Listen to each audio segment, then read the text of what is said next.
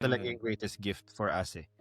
And that's something that we need to pass on to our children. So next point is we're gonna have a rapid fire round, Norbert. You have to explain which one you side on. Ready ka na ba? Okay.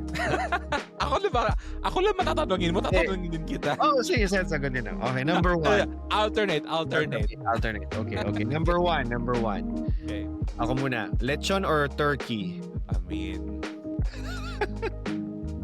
pag-uusapan pa ba yan? Lechon, of course. Lechon. Bakit lechon? Ay nako, pagbunta mo ng Cebu, malalaman mo kung bakit lechon.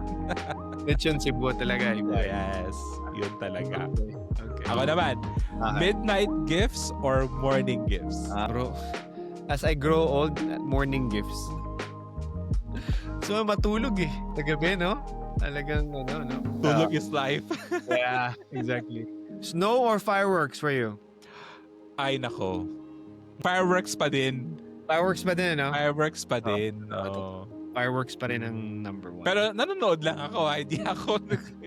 Ay, kayo na lang, magpa-fireworks yan. Okay lang yan. Yeah. Okay, simbang gabi or Christmas market? Okay, hirap to, bro. Kailangan ba talaga isa, no?